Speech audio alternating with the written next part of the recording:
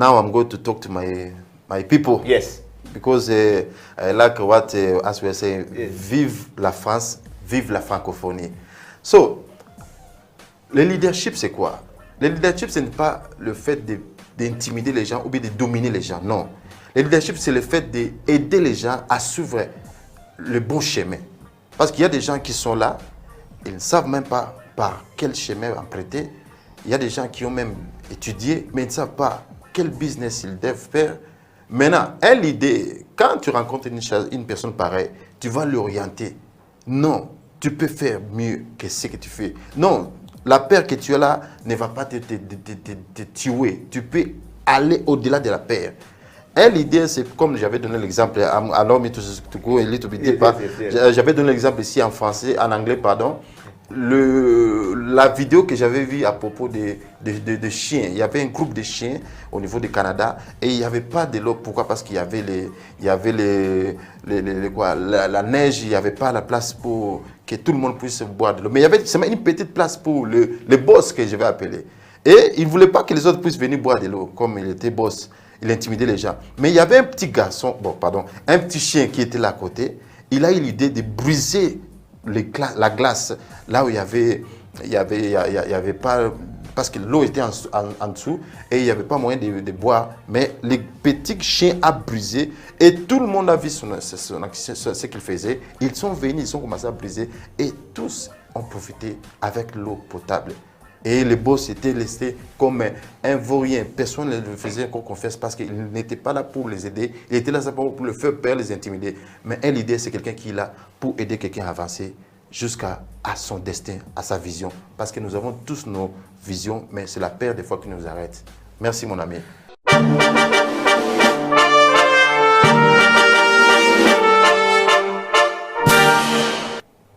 An interview. It was more me trying to give people some data and some information. And my CEO tells me that from that point she felt like I could be part of that team. And I can tell you, I had zero knowledge about what blockchain technology is. And yet here you are now talking zero technology. And now getting into Diwala and understanding what they do and understanding why they do it, which is very important. It is important to know the reason behind your why. Like, why are you doing something? And understanding it and understanding its impact and understanding what blockchain technology can do, how it can improve our lives. It's really been a great journey learning from them. It's first of all a humbling experience that I'm part of that team. It's a humbling experience that I'm given the opportunity to learn. Very rarely do people take a chance on you. Yes, I have skills, but I believe I'm continuously growing. I am still being bitten here and there. And it's humbling, and I'm excited to be part of that team. I'm excited to introduce the technology to all the people I know, my networks. And all I can say is that a lot is coming.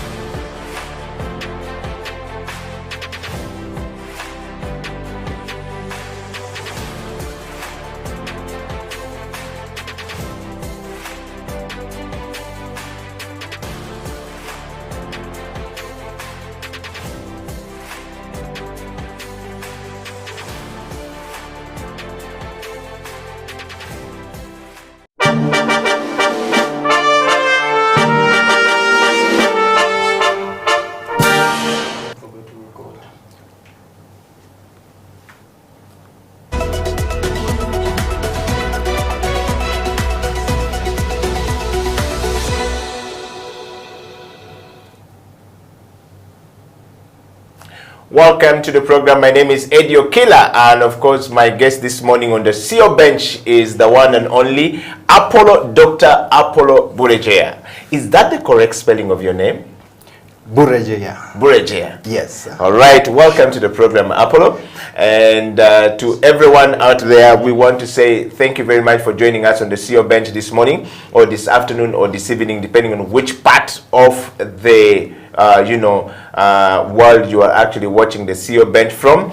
And I want to take you through very briefly. Our guest this morning is Apollo. Apollo is the CEO of Concrete Limited. I'm sure you have seen it in Kampala, and he has a new baby coming up called Tofali Africa Limited. Apollo, welcome to the CEO Bench. Thank you for having me, Edwin. You're welcome, and we want to start from a very lighter note of knowing who you are and where do you come from. Who is Apollo? Where do you come from?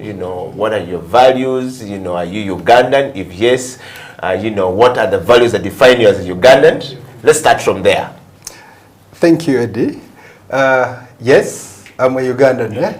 I'm a civil engineer, trained from Makerere, South Africa, and Egypt, and the CEO of Eco Concrete. Wow. Yes, we do construction, and the whole idea of Eco Concrete is that we make construction possible for simple people. Okay. Yes, yes. So. And starting from there, I know you've started from that lighter note. So, Apollo, are you Ugandan? Which part of this country do you come from? Yes, I'm a Ugandan, both by descent and by birth. Yeah. By descent, I'm a Munyoro. Okay. It's a long story. My great-grandfather, was separated from Bunyoro when Captain Rugard attacked Toro. Yeah. I think they had Kabarega, the king of Bunyoro, had sent them to occupy Toro, and then the king of Uganda went with Kasagama, the then king of Toro, to separate them, to recapture Toro. Yes. And when they recaptured Toro, it seems my great-grandfather was in Toro, and he was pushed to go and settle in Buheju. Yes. From Buheju, my grandfather shifted to Bushenyi. From Bushenyi, my father shifted to Mbarara. Yeah. So now I'm Nyankore. Yes. But I think I'm, by descent, I'm a Munyoro. So I'm a Ugandan. Yes. From Bunyoro. Yes. But I don't know my relatives in Bunyoro. In Bunyoro. Yes. Yeah. So that's how I am. Okay. So I can't get a wife from Bunyoro. Why? They might be sisters. Okay, because you don't know the relatives. Well, it's a very important part in Africa that we actually get to know some of these things very well. Apollo, I want to take you straight to our next question this morning, which is really about knowing, you from the leadership perspective. The program you're on right now, the CEO Bench, focuses on leadership, change management, and transformation. And we want to look at transformative leadership approach that often defines the leadership abilities of a person. And these are frequently used, terms to define the level of effectiveness of a leader. You are an engineer, civil engineer by training, and you have been in this space for a while. What is your understanding of leadership, Apollo? I think I will avoid sounding academic. Yes. I bring it down to simple terms, to basic motor porters, the space I manage. When you look at leadership, I think it's the ability to bear knowledge, expose that knowledge to the people that are under your docket, to have a positive attitude that will influence them to apply the knowledge that you expose to them. So leadership starts with knowledge. You display that knowledge, communicate it, give a word. It's actually communication, it's word. That word transfers power and transfers the attitude that you carry to the people that choose to follow you, that choose to believe in the knowledge, in the content that you have.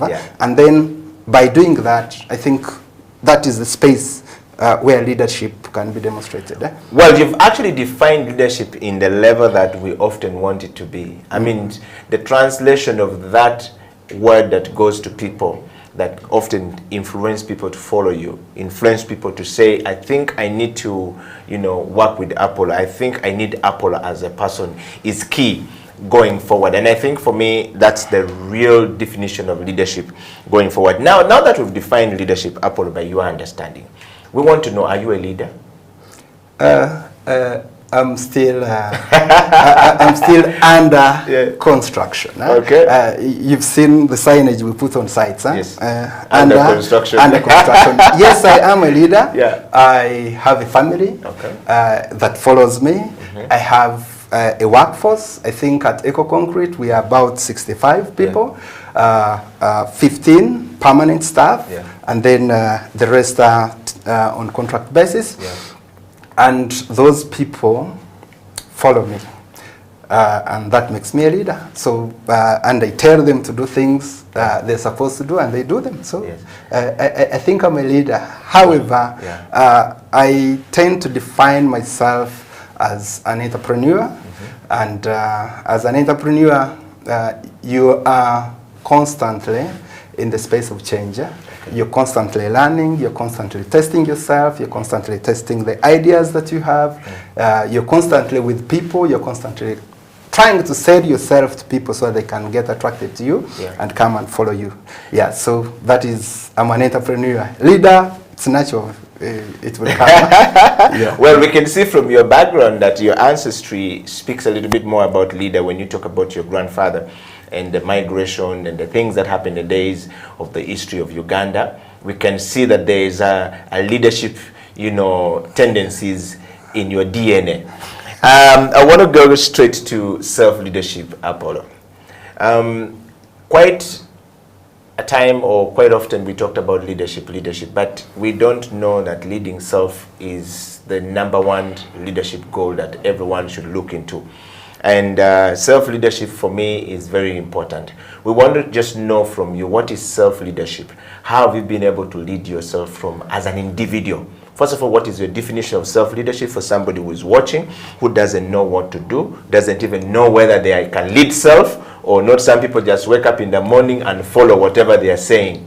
Go and do this, go and do that. What is self-leadership to you, Apollo? Here I'm going to sound a bit philosophical. Please, go ahead. Because yes, it's a good term to say self-leadership and self-control, self-manage, manage yourself to be able to grow and be disciplined, self-discipline. But there are two systems that run this world. There's what we call a complex system. There's what we call a complicated system. I want to break the complex system. I want to define them, give them the characteristics, and then try to show you that as a human being, you're actually not in charge. And therefore, to be able to lead yourself, you need to simulate your environment to put you in a space where you are going to find yourself where you want to be. That if the environment is not engineered, is not simulated, then self-leadership can just stop at words. You will not achieve the result you want to achieve unless the externals are fixed. So there are two systems that run this world. There is a complex system, there's a complicated system. A complex system is like human body, society, marriage, love relationship, your friends, business, weather, climate, complex system. Complicated systems are like this TV camera, a mobile phone, a car, man-made things. Engineering. Now, is engineering a complicated system? It's both complicated and complex. Now, the difference with these two systems is that if I'm driving a car and it gets a puncture, just 20 meters before it reaches a petrol station where a tire can be repaired, it's not going to say, let me shift my weight to the 3 tires and then move on, and then go 20 meters and then they fix me. No, it's going to collapse. That's complicated. That's complicated. And that means that complicated systems are predictable. I know how it will behave. Complex system on the other side, if I get some strain in my left leg, I'm not going to tell myself that now let me shift my weight to the right leg. it will be automatic. That means that we adapt. It's not a linear model that I can have inputs and guarantee results. Yeah. Let me use this, demonstrate this with a simple example. Yeah. You have a wife or a girlfriend. Yeah. She checks your phone, and then she finds a WhatsApp message from somebody saying, "Hi dear," and then there's war at home. And then you remember that, this wife of mine had asked me for a Mac X. And then you go and buy a Mac X, 60 million, give it to her. You have not communicated, resolved the problem, difference, yes. the difference. She goes and drives and goes show it off to her former boyfriend. So you've invested a lot of money, convince her to forgive you. You've not dealt with the problem. Yes. And then things escalate. She used to come back home at 5 in the evening.